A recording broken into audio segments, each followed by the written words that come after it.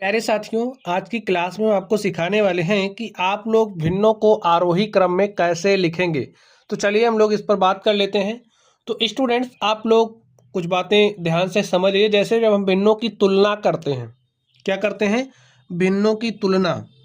भाई, आरोही क्रम में लिखने का क्रम क्या होता है? सबसे पहले आप लोग सबसे छोटी भिन्न लिखोगे, फिर उससे बड़ी, फिर उससे बड़ी, फिर उससे बड़ी, लास्ट में सबसे बड़ी लिखते हो। तो यहाँ पर आप क्या करोगे? भिन्नों की तुलना ही करोगे। आप लोग क्या भी वैसे ही देख करके बता सकते हो? इसमें देख करके क्या बता सकते हो कि कौन सी भिन्न सबसे छोटी है? नहीं बता सकते ना। तो सबसे पहले हम लोग कौन सी भिन्न बड़ी है, कौन सी भिन्न छोटी है, इसके लिए क्या हम लोग हथकंडे अपनाएंगे, इसको समझ लेते हैं। उसके बाद हम लोग इसको सॉल्व करेंगे। ठीक है, तो आप लोग ध्यान से समझिए। देखिए, हमारे पास आपको जो भी भिन्नें मिलेंगी, आपको कुछ तीन तरह की भिन्न मिलेगी। पहली वह होगी जिनके हर समान हो। ठीक है। दूसरी स्थिति आपको मिलेगी कि हर तो अलग अलग हैं लेकिन सभी के अंश समान हैं। ठीक है, तो यहां पर हम लिख दे रहे हैं अंश समान हो। और आपको तीसरी स्थिति ऐसे मिलेगी, हर और अंश सब अलग अलग होंगे। जैसे यहां पर देखिए, क्या किसी का अंश समान है? नहीं समान है। क्या किसी के हर समान है? नहीं समान है। तो अंश और हर क्या है? दोनों अलग अलग हैं। एवं हर अलग अलग होंगे। ठीक है, अब आप लोग ध्यान से समझिए। ऐसे भिन्न जिनके हर समान हो, उसमें आप लोग छोटा बड़ा कैसे पहचानोगे, इस बात को आप लोग ध्यान से समझिए। जैसे हमने भिन्न लिखी, चलिए जिनके हर समान हो, आप कुछ ऐसी भिन्न लिख लो जिनके क्या हो? हर समान होने चाहिए। तो यहाँ पर हमने लिखा हर ले लिया 4। ठीक है, हर हमने समान करना है तो हर हमने समान कर लिया है। यहाँ पर आप कुछ भी लिख लो। ठीक है, अब आपको अगर ऐसी भिन्न मिल रही है जिनके हर क्या हो? समान हो, तो इस केस में जिस भिन्न का अंश बड़ा होगा, बात ध्यान से सुन लीजिए, अगर भिन्नों के हर समान हैं तो जिस भिन्न का अंश बड़ा होगा वह भिन्न बड़ी होगी। यहां पर देखिए, इन संख्याओं में आप लोग ध्यान से देखिए, किसका अंश बड़ा है? ये इसका अंश बड़ा है, तो ए हमारी क्या हो गई? भिन्न बड़ी हो गई। ठीक है, अगर आप इन तीनों की तुलना करोगे तो बड़ी भिन्न कौन सी है? हर सबके समान ही है। तो अंश पर आप ध्यान से देखिए, जिसका अंश बड़ा होगा वो भिन्न बड़ी हो जाएगी। अब चलिए, आप बताइए सबसे छोटी भिन्न कौन सी है? भाई, जिसका अंश बड़ा होगा सबसे बड़ी, तो जिसका अंश छोटा होगा सबसे छोटी। तो यहाँ पर देखिए, सबसे छोटी कौन सी दिख रही है आपको? यहाँ पर 6 है, यहाँ पर 5 है, यहाँ पर 7 है। तो 7 तो सबसे बड़ी हो गई ये वाली भिन्न, तो सबसे छोटी आपकी ये वाली हो जाएगी।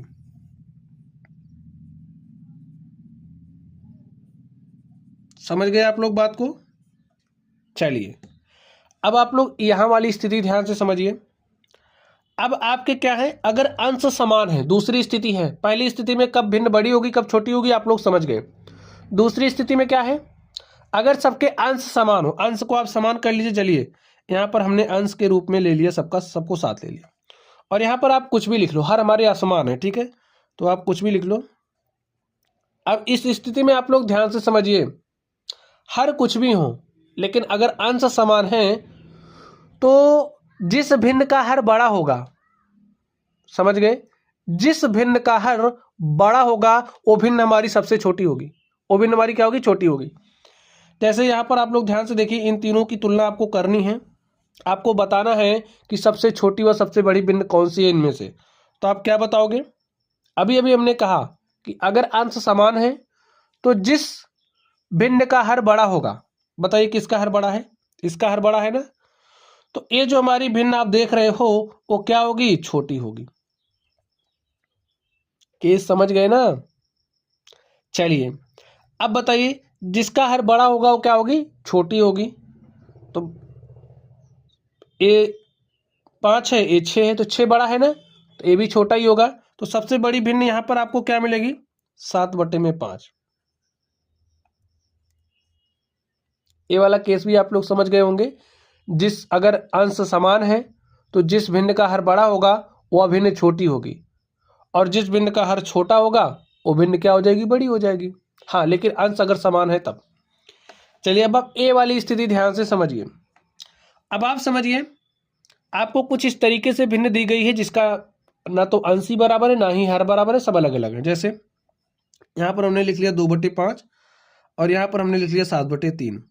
अब आप लोग क्या इसको देख करके बता सकते हो कौन सी भिन्न बड़ी है कौन सी भिन्न छोटी है? ऐसे तो नहीं बता सकते। इसके लिए आप एक काम कर सकते हो, या तो आप कुछ ऐसा तरीका अपनाओ कि आप इनके हरों को बराबर कर लो। चलिए, हर को बराबर करने के लिए आप क्या करोगे, इसके 3 से उठाइए। देखिए, आपको एक बात समझना पड़ेगा, अगर आपके पास कोई भी भिन्न है तो उस भिन्न के अंश और हर में आप समान संख्या से गुणा कर सकते हो। जैसे यहाँ पर हमने एक भिन्न लिया है a/b, और अगर हम चाहें तो इसके अंश और हर में समान संख्या के रूप में 3 से गुणा कर सकते हैं। अगर आपके पास कोई भिन्न है और आप चाह रहे हो इसको समान संख्या से गुणा करना, तो आप कर सकते हो। ठीक है, आप ऐसा कर सकते हो। ये बात आपको अभी ध्यान में रखना है। और भी आप अंश और हर में समान संख्या से भाग भी दे सकते हैं। चलिए, यहाँ पर आप ध्यान से देखिए, अब हमें कुछ ऐसा सोचना है कि इनके हरों को हम बराबर बना लें। इसके लिए हम क्या करें, आप इसके हर को उठाइए, इसके अंश और हर में गुणा कर दिया। ऐसा आप कर सकते हो, कर दीजिए। 3 दूनी 6 बटे में 3 5 15 आ गया। अब इसके 5 को उठाइए, इसके ऊपर नीचे मल्टीप्लाई कर दीजिए, तो 5 7 35, 5 7 32, 5 3 15। अब आप लोग ध्यान से देखिए, हर तो बराबर हो गया, और जब हर बराबर होता है तो क्या करते हैं, जिस भिन्न का अंश बड़ा हो वो भिन्न हमारी बड़ी होती है। अब यहाँ पर देखिए, हर तो बराबर हो गया है, अंश किसका बड़ा है, इस वाली भिन्न का, तो ए भिन्न हमारी क्या हो जाएगी, बड़ी हो जाएगी। ठीक, या फिर आप दूसरा तरीका भी अपना सकते हो। जैसे अभी हमने लिया था भिन्न 2/5 और 7/3, तो आप एक काम ऐसा भी कर सकते हैं, इसको दशमलव में चेंज कर लीजिए। 2/5 को दशमलव में चेंज करिए, देखिए क्या हो जाएगा। भाई 2 में भाग नहीं जा रहा, दशमलव लगाया, 20 हो गया, 5 चौके 20।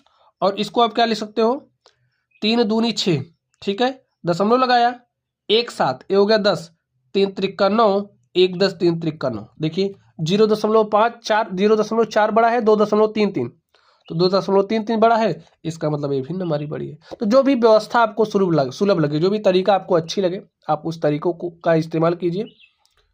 तो आप लोग बात समझ गए होंगे। चलिए, अब हम लोग यहाँ पर जो हमें भिन्नें दी गई हैं, इनको हम आरोही क्रम में आपको बदल करके दिखाते हैं। कॉन्सेप्ट आप लोग समझ ही गए हो, अब आप लोग आसानी से कर भी ले जाओगे। ठीक है, चलिए हम लोग सॉल्व करते हैं।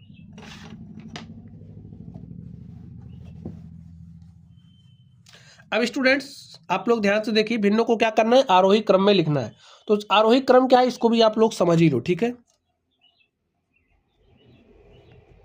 आरोही क्रम आप समझिए, आपके पास कुछ ऐसी संख्याएं लिखी गई हैं और कह रहा है कि यहां पर ये जो संख्याएं लिखी गई इनको आप आरोही क्रम में लिखिए। तो आरोही क्रम में कैसे लिखोगे, देखिए इसको आप आरोही क्रम में कैसे लिखोगे। आरोही क्रम में लिखने के लिए सबसे पहले आपको क्या करना है, सबसे पहले आप सबसे छोटी संख्या लिखोगे। सबसे छोटी संख्या बताइए कौन सी, इसमें 5 है, तो सबसे छोटी संख्या 5 हो गई। अब उसके बाद 5 से बड़ी संख्या, तो 5 से बड़ी 6 हो गई। अब उसके बाद 6 से बड़ी, देखिए 6 से बड़ी 7 दिख रही है। अब आप लिखिए 7 से बड़ी संख्या, 7 से बड़ी कौन है, 9 है, और 9 से बड़ी 14 है, और 14 से बड़ी 15 है। देखिए इसको हमने आरोही क्रम में ही लिख दिया था, समझिए। ठीक है, और 15 से बड़ी क्या है, 20 है। तो सबसे जरूरी बात आरोही क्रम में याद आपको यही रखना, पहले आप छोटी संख्या, फिर उससे बड़ी, फिर उससे बड़ी, फिर उससे बड़ी, फिर उससे बड़ी, ऐसे आप लिखते चले जाओगे। चलिए एक और एग्जांपल ले लेते हैं। जैसे यहाँ पर आपने इस तरीके से ले लिया,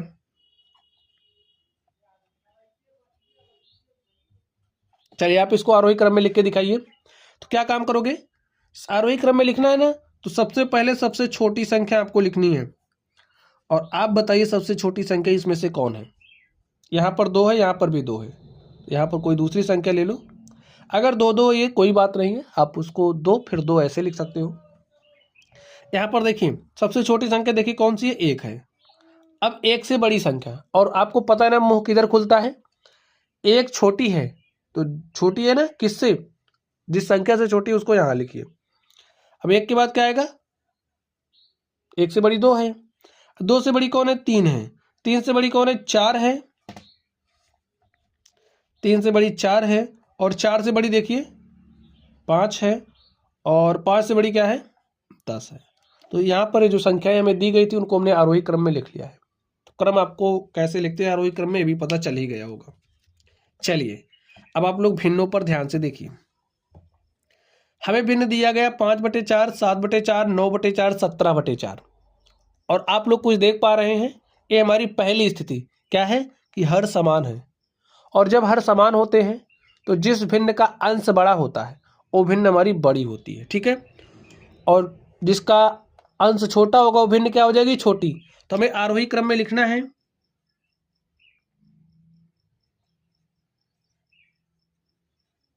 लिख दीजिए जिस भिन्न का अंश, देखिए जब हर बराबर हो, ये बात आपको ध्यान में रखना है, जब हर समान हो तो जिस भिन्न का अंश बड़ा होगा वो सबसे बड़ी संख्या होगी, जिस भिन्न का अंश छोटा होगा वो छोटी संख्या होगी। तो इसमें से देखिए सबसे छोटा अंश किसका है भाई, सबसे छोटा 5 ही है। तो ये जो हमारी 5/4 है वो क्या है, सबसे छोटी संख्या है। अब 5/4 से बड़ी कौन होगी, इसमें से देखिए ध्यान से, किसका अंश छोटा है भाई, 9 से छोटा 7 है, तो 7/4, फिर 9/4, और फिर आपका 17/4 हो गया आरोही क्रम। चलिए आप लोग इस दूसरे का सॉल्यूशन देखिए।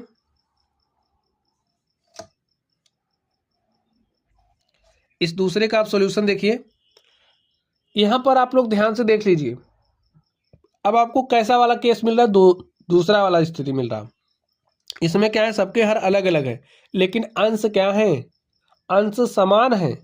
और जब अंश समान हो स्टूडेंट्स, तो जिस भिन्न का हर बड़ा होगा वो भिन्न हमारी सबसे छोटी होती है, और जिस भिन्न का अंश छोटा होगा वो भिन्न हमारी क्या होगी, बड़ी होगी। तो लिख दीजिए आरोही क्रम में,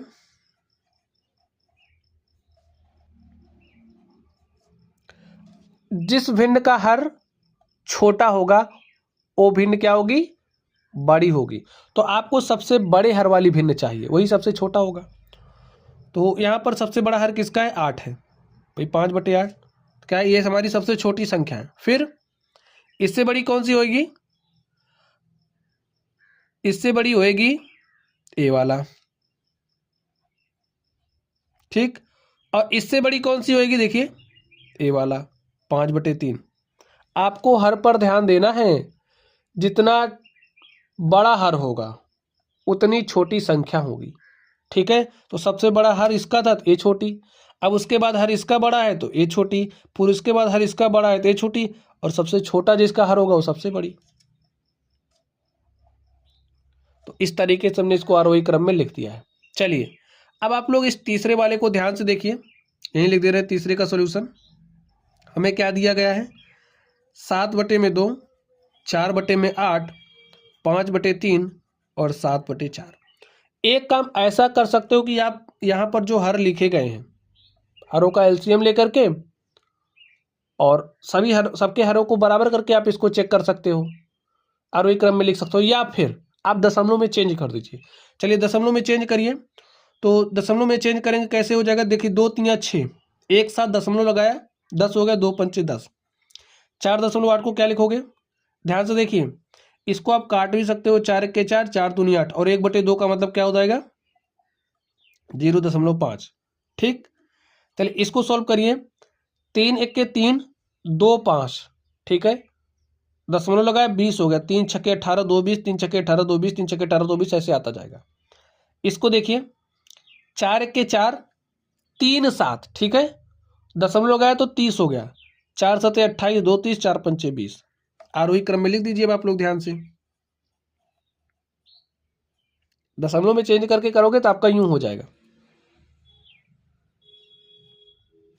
अब देखिए आरोही क्रम में लिखना है तो सबसे पहले आप सबसे छोटी संख्या लिखोगे। सबसे छोटी संख्या कौन सी है, 0.5, और 0.5 किसके लिए आया है, 4/8 के लिए, तो यहां पर आप लिख दो 4/8। फिर अब देखिए उसके बाद आप क्या लिखोगे 1.666, ठीक है, और एक किसके लिए आया 5/3 के लिए। तुलना करना जानते हो ना, देखिए यहाँ पर 1.66 है, यहाँ पर 1.75 है, तो देखिए यहाँ पर 6 है, यहाँ पर 7 है, तो कौन बड़ा है, 6 छोटा है 7 बड़ा है, तो आपको छोटी संख्या लिखनी है तो 5/3 वाली लिख दीजिए, ए लिख दीजिए। फिर अब आप ए लिख दीजिए, 1.7 किसके लिए आया, 7.4 के लिए। और फिर 3.5 है तो किसके लिए आया, 7/2 के लिए। ऐसे ही आपको लिखना है। तो स्टूडेंट्स, आई होप कॉन्सेप्ट आप लोगों की समझ में आया होगा और हमने अपने पूरे एफर्ट्स के साथ आपको समझाने का प्रयास किया। तो आपका भी जिम्मेदारी बनती है कि आप लोगों को अगर वीडियो पसंद आई हो तो चैनल को सब्सक्राइब कर लेना, वीडियो को लाइक कीजिएगा और अपने दोस्तों के साथ शेयर भी करिएगा। चलिए आप लोग पढ़ते रहिए। Thank you.